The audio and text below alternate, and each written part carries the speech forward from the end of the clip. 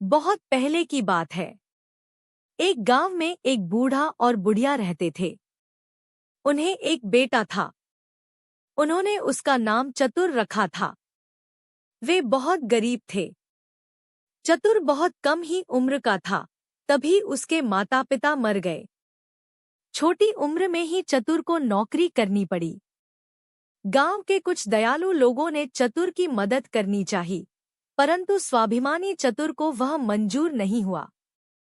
उसने किसी की दया नहीं चाही। वह एक आदमी के यहाँ गया और उससे नौकरी के लिए बोला। उस आदमी ने उसे 1 पैसा वार्षिक की नौकरी पर रख लिया। चतुर को खुशी हुई कि वह अपने पांव पर खड़ा है। खानेपड़े के 7 वर्ष में 1 पैसे मजूरी की नौकरी पाकर उसने संतोष की सांस ली। चतुर खूब लगन से काम करके अपने मालिक को खुश रखने की चेष्टा करता। समय बीतने लगा। 3 वर्ष बीत गए। उसे अपने गांव के साथी याद आने लगे। अपना घर याद आने लगा। उसने अपने मालिक से अपनी मजदूरी के 3 पैसे लिए और अपने गांव की ओर चल पड़ा। उसने कुछ महीनों की छुट्टी ले ली थी। रास्ते में उसे एक बूढ़ा मिला। चतुर को देखकर उस बूढ़े ने गिड़गिड़ाकर कहा, सुनो बालक, मैं कई दिनों से भूखा हूँ। मुझे कुछ खाने के लिए दो, नहीं तो मैं भूख से मर जाऊंगा। बूढ़े की बात सुनकर चतुर ने बहुत नम्र स्वर में कहा, मेरे पास खाने की कोई वस्तु नहीं है।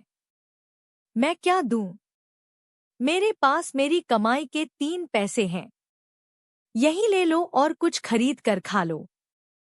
उसने अपनी जेब से 3 पैसे निकालकर उसे दे दिए। चतुर ने जैसे ही आगे बढ़ना चाहा, वैसे ही उसने देखा कि उस बूढ़े के चेहरे पर बड़ी बड़ी मूंछें निकल आई हैं। यह देखकर चतुर के होश उड़ गए। वह पीपल की पत्ती की तरह थर-थर कौंपने लगा। उसे भयभीत देखकर उस आदमी ने कहा, डरते क्यों हो? आदमी को हिम्मत से काम लेना चाहिए। मैं तुम्हारी दया की भावना से बहुत खुश हूँ। बिना लोभ रखे तुमने अपनी पूरी कमाई के पैसे मुझे दे दिए। 3 पैसे की जगह मैं भी तुम्हें 3 चीजें देता हूँ। आओ, मेरे साथ चलो। त्याग करना बहुत बड़ी बात होती है। चतुर डरते डरते उस आदमी के साथ चलने लगा। अपने घर ले जाकर उस आदमी ने चतुर को एक सारंगी दी। बताया कि इसे तुम जैसे ही बजाओगे तो लोग नाचने लगेंगे। एक तीरधनुष देकर कहा, तुम जिस पर निशाना लगाओगे वह खाली नहीं जाएगा और तीर लौटकर तुम्हारे पास आ जाएगा। तीसरी चीज थी सच्चाई। उस आदमी ने वरदान में सच्चाई दी। बताया कि तुम जो कुछ कहोगे लोग उसी बात को सच मान लेंगे। तीनों चीजें देकर वह आदमी गायब हो गया।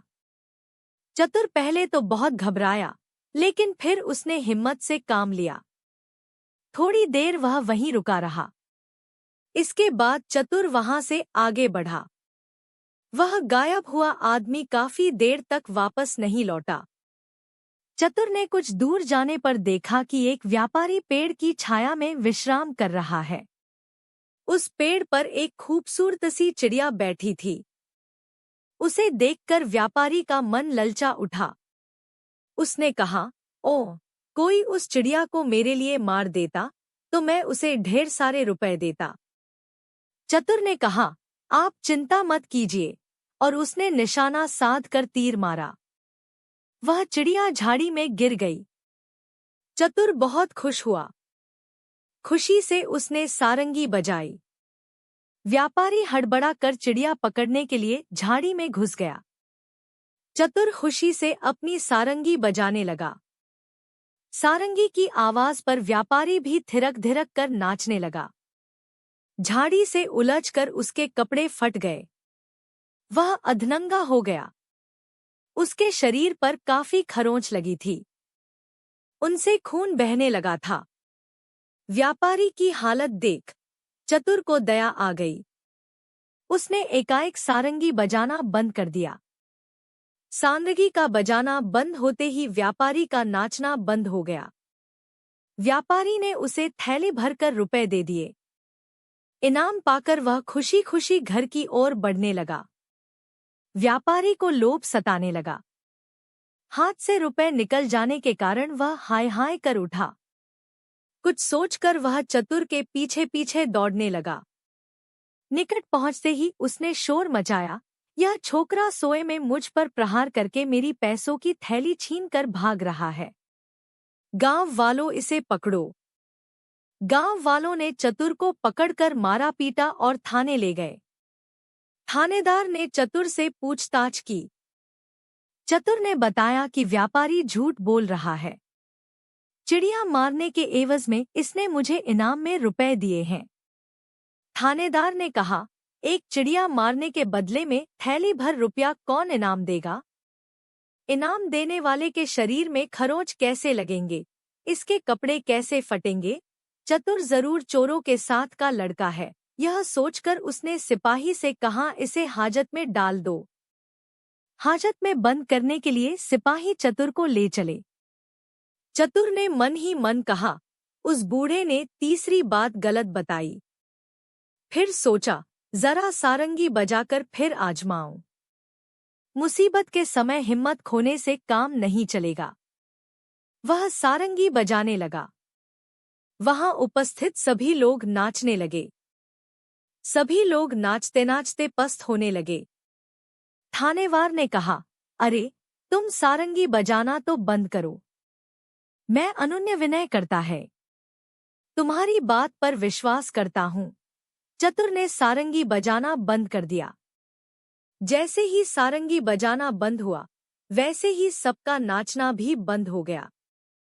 चतुर ने थानेदार को बताया कि मैंने इसी तरह से सारंगी बजाई थी और इस तीर से चिड़िया को मारा था। चिड़िया झाड़ी में गिरी और व्यापारी चिड़िया लेने गया। खुशी से मैंने अभी की तरह सारंगी बजाई और यह व्यापारी बेसुध होकर नाचने लगा था। झाड़ी में इसके कपड़े फटे और शरीर पर खरोंचें लगी। मैंने सारंगी बजाना बंद किया तो इसने यह थैली दी। अगर विश्वास न हो तो मुझे उस झाड़ी के पास ले चलिए। आप लोग मैदान में नाचे थे, इसलिए कपड़े नहीं फटे। चतुर की बातों से थानेदार प्रभावित हुआ। उसने व्यापारी को झाड़ी के पास चलने को कहा। थानेदार की बात सुनकर व्यापारी के होश उड़ गए। वह ठिठक गया और सारी बातें सच सच बता दी। चतुर की सच्चाई से खुश होकर थानेदार ने चतुर को एक थैली रुपए अपनी ओर से इनाम में दिए। व्यापारी को झूठी नालिश करने के जुर्म में जेल में बंद कर दिया। इसके बाद चतुर खुशी खुशी अपने घर की ओर चल पड़ा।